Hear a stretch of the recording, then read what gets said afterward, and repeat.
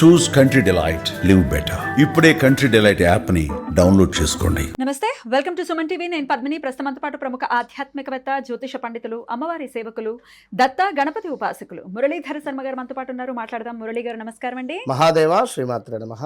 October మాసం రాశి ఫలాలు ఒకసారి మనం మాట్లాడుకుంటే కనుక, అక్టోబర్ మాసం ఒక సూర్య గమనం చేత మనం మాట్లాడుకునే విషయంతో పాటుగా అటు గురువు కూడా అతిచారం చాలా రేర్గా జరుగుతూ ఉంటుంది. ఎందుకంటే సంవత్సరం కాలం పాటు ఆయన ఒక రాశిలో ఉంటారు కదా. కానీ ఇప్పుడు మాత్రం అటు కర్కాటకంలోకి వచ్చి మళ్ళీ వక్రించి మిథునంలోకి వెళ్ళి ఇటువంటి అతిచారం అనేది ఉంది గురుగ్రహానికి సంబంధించి. మరి ఇది ద్వాదశ రాశుల మీద ఎటువంటి ఫలితాలను ఇస్తుంది అనేది తెలుసుకోవాలనుకుంటున్నాము. ముందుగా ఒకసారి గోచార గ్రహస్థితి ఎలా ఉందో ఒకసారి వివరిస్తారా? తప్పకుండా అమ్మా. అక్టోబరు 18వ తారీఖు ఈ సందర్భంలో ఈ గురుగ్రహం ఏదైతే ఉందో మనకు ముఖ్యంగా గురువు శని రెండు కూడా పెద్ద గ్రహాలు. ఇవి రెండు ఈ గ్రహాలకు ఉండేటువంటి ఈ యొక్క సైడ్ లుక్స్ అంటే ఎక్స్ట్రా లుక్స్ అనేటువంటివి తీవ్రమైనటువంటి ఇబ్బందులను మనకు గురి చేసే పరిస్థితి ఉంటుంది. కనుక ఇట్టి గురుగ్రహం ఏదైతే ఉందో మనకు మిథునములో ఉన్నటువంటి గురుగ్రహము మనకు సుమారుగా 40 నుంచి 41 రోజుల పాటుగా ఈ యొక్క కర్కాటకంలోకి వచ్చి కాస్త వక్రించి మళ్ళీ మిథునంలోకి వెళ్ళేటువంటి పరిస్థితి ఉంది. ఎట్ ద సేమ్ టైం సూర్య భగవానుడు అదేవిధంగా బుధుడు మనకు కన్యలో ఉండడం జరిగింది. ఈ యొక్క సూర్య భగవానుడు ఇదే మంత్ ఎండింగ్ వరకు అంటే ఈ 15 to 18, 20 ఈ ప్రాంతంలో మనకు సూర్య భగవానుడు కూడా కాస్త ముందుకు రావడం జరుగుతూ ఉంటుంది. అక్టోబర్ 16th కి మళ్ళీ ఆయన తులలోకి వచ్చేస్తారు. బుధుడు వచ్చేసి మనకు బుధ కుజుల కలయిక ఈ యొక్క వృచ్చికంలో ఏర్పడేటువంటి పరిస్థితి ఉంది. శుక్రగ్రహము మనకు కన్యలో ఉండడం జరుగుతున్నది. దీంతో పాటుగా శనేశ్వరుడు ఆల్రెడీ వక్రంలో మనకు మీనంలో ఉండడం జరిగింది. రాహువు ఎట్ ద సేమ్ టైం ఎక్కడున్నాడో అక్కడే, కేతు కూడా సింహంలో. సో ఓవరాల్గా మనకు గ్రహచారము గోచారం అనేటువంటివి రెండిట్లకి సంబంధించింది ఇది మనం తెలుసుకునేటువంటి పరిస్థితి. ఎందుకంటే ఈ యొక్క గోచారంలో ఏదైతే పేరుందో గ్రహచారంలో వేరే పేరు ఉంటే వీరికి రెండు రకాలుగా కూడా ఇబ్బందులు ఎదుర్కొనేటువంటి పరిస్థితి ఉంటుంది. అదేవిధంగా మనకు గ్రహచారంలో ఉండేటువంటి ఆ యొక్క జన్మనామం ఏదైతే ఉందో దాని ప్రకారంగానే మన యొక్క పేరున్నట్టయితే వీరికి కేవలం ఒక్కసారి మాత్రమే ఇబ్బంది ఉంటుంది. అంటే ఫలానా రమేషు అనుకుందాం, తులారాశి రమేషు అనుకుంటే ప్రజెంట్గా గురుబలం చాలా డేంజర్ జోన్లో ఉన్నారు. ఈ నెంబర్ 6 వాళ్ళు మనం చాలా నెంబర్ ఆఫ్ ఛానల్లో గత వీడియోలో కూడా చెప్పడం జరిగింది. 6 రిలేటెడ్ చాలా ఇబ్బంది కలిగించేటువంటి సందర్భాలు ఉన్నవి. కానీ వీరి యొక్క జన్మనామం కనుక ఒకవేళ ఏ వృషభానిదో మేషానిదో అయితే మళ్ళీ పరిస్థితి వేరే ఉంటుంది.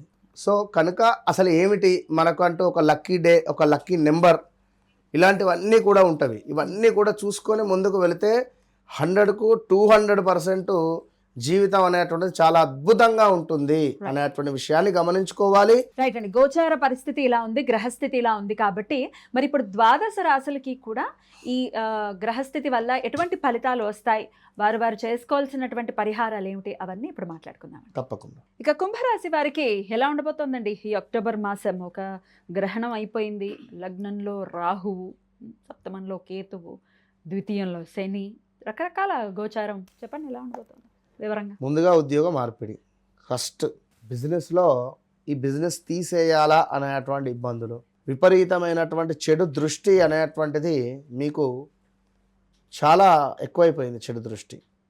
దీంతో పాటుగా మీరు చేసుకున్నటువంటి పాపపుణ్యాలు మీరు అనుభవించేటువంటి సందర్భం ఈ అక్టోబర్ నెల నుంచి ప్రారంభం. ఉద్యోగంలో ప్రెషర్ పెట్టడం, పొమ్మనలేక పొగబెట్టువారు అనేటువంటి సందర్భాలు మనకు ఎదురవుతాయి. ఏదైతే మీరు గ్రేట్ అని చెప్పి నువ్వు ఉండు అని చెప్పి మీకు ఏదైతే ఒక బాధ్యత అప్పచెప్పారో ఈ బాధ్యత నుండి మిమ్మల్ని ఎట్లా తప్పించాలి అనేటువంటి పరిస్థితి కానీ, చుట్టూ ఉండేటువంటి వారు మీకు ఒక దాన్ని ఏమంటారంటే ఒక గడ్డపారతో కానీ లేదా ఒక గుణపంతో కానీ మిమ్మల్ని గుచ్చాలి అనేటువంటి భావన.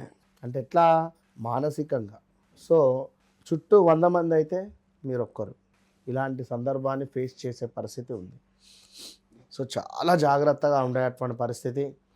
ఇదే సందర్భంలో వివాహ ప్రయత్నాలు దగ్గర దాకా వచ్చి మిస్ అయిపోయేటువంటి సందర్భాలు, దగ్గర వ్యక్తులతో గొడవలు జరిగే సందర్భాలు, అన్నదమ్ములతో కానీ అక్క చెల్లెలతో కానీ లేదా ఏదైనా కోర్టు సంబంధించినటువంటి వ్యవహారాలకు సంబంధించి చెక్ బౌన్స్ కానీ మనీ రిలేటెడ్ ఇబ్బందులు కానీ డబ్బు తీసుకున్న వారికి కట్టలేని పరిస్థితులు కానీ కట్టలేక మనం ఉంటున్నటువంటి ఇల్లు అమ్ముకోవడం కానీ లేదా ల్యాండ్ ఎవరికైనా తాకట్టులో పెట్టడం కానీ ఒంటి నిండా ఉన్నటువంటి బంగారాన్ని బ్యాంకులో పెట్టుకొని డబ్బు తీసుకొని రావడం కానీ లేదా ఈ కుంభరాశికి సంబంధించినటువంటి ఇంట్లో ఎవరైనా ఆరోగ్య సమస్యతో బాధపడేటువంటి పరిస్థితులు కానీ ఇలాంటివి చాలా మట్టుకు వీరికి ఎదురు కాబోతూ ఉన్నాయి.